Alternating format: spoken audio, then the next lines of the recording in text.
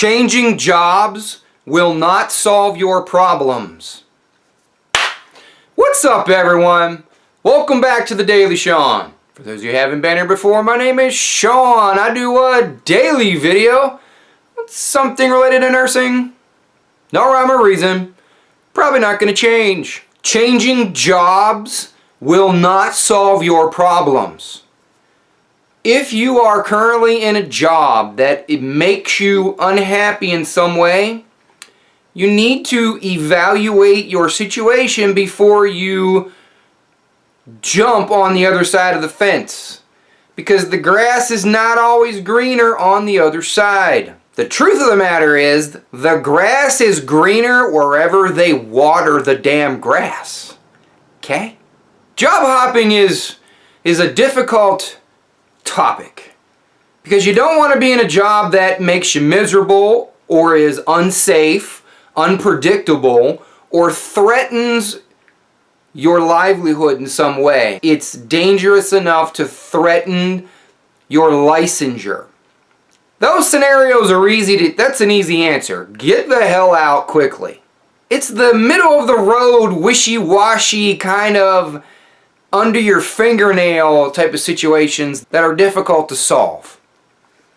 You're in a job that you're not completely happy with. Yeah, you got some pieces of it that you like and some that you don't like. There's things that you hate. There's things that you love. And at the end of the day, you're trying to determine in your brain, should I be looking for another job or should I tough it out? The quick answer is, there's no blanketed way of answering that question. Sorry. Every job, every scenario, every person in every geographical location and every position is different every single time.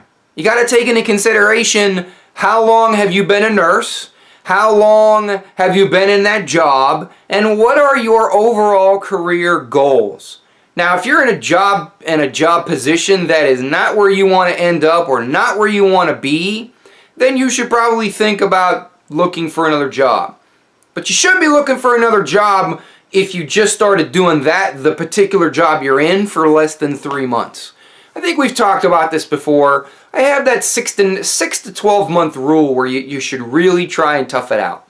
And after that 12 months, if you feel no differently, then it's time to start looking.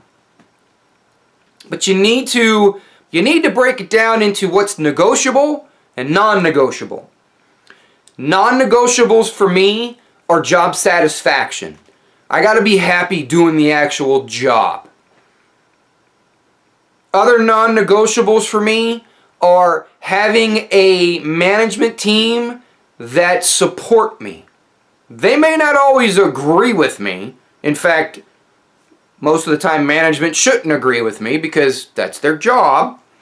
But they should support me and they should elevate my game. They improve my situation. Not try and put me down, not try and step on my neck. Those are pretty much my only non-negotiables. Meaning that if those two things are not present, then I get to step in. It's time for me to move on. I can't, for a lack of a better term, putting shit in a box is still shit in my book. And I'm sorry that I can't think of a better description without using some colorful language, but that's the truth. You can pretty up the box all you want, put all the bells and whistles you want on it, but the inside of the box is what matters the most to me. But if the inside of the box is still stanky, stanky is as stanky does, it's not for me.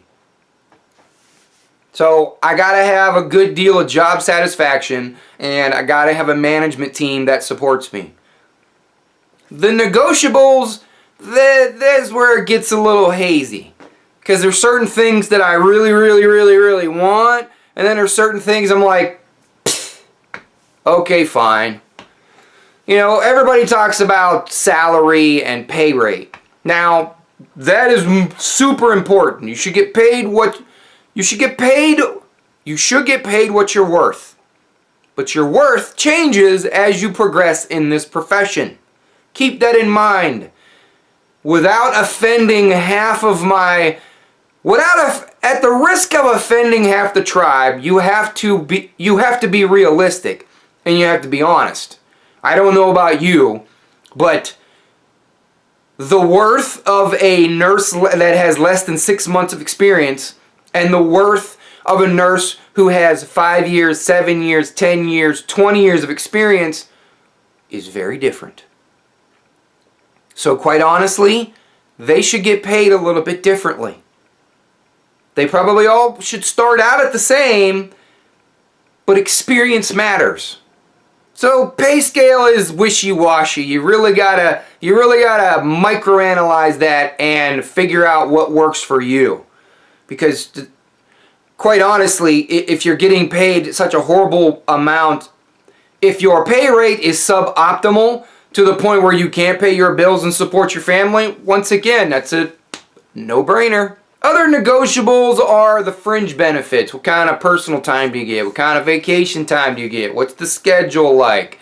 Those kind of things. A big negotiable, non-negotiable for a lot of people is the shift that you're working. And this kind of plays off of your worth, your experience, and what you're willing to negotiate. For many years, that was a negotiable thing for me. I could work any shift that I needed that was required of me. And over the years, I've developed a couple problems that have stopped that negotiation. I no longer can work midnights. It affects my health, and in a very bad way. And that's me. Sure, I know we all could argue the fact that night shift is unhealthy for everybody, but without divulging all of my personal information, that's just me. The point I'm trying to make is start making lists. Start early. Start early in your career on the negotiables and the non-negotiables when it comes to job searching. Because most of us don't work a single job in our entire career. Most of us don't find a job right out of graduation and then stay there for 30 years. Most of us will work at least 3 jobs in our career, if not more. So when you go from one job to the next job, you should have a good idea of what you're looking for each time you transition. For those of you who have been doing this a hot minute, I'd love to hear what your negotiables and what your non-negotiables are.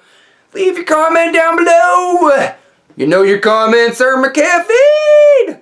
Share this with somebody. I know there are nurses out there that would love to hear this video. Share the vlog and pass it on. And as always, check your own pulse first.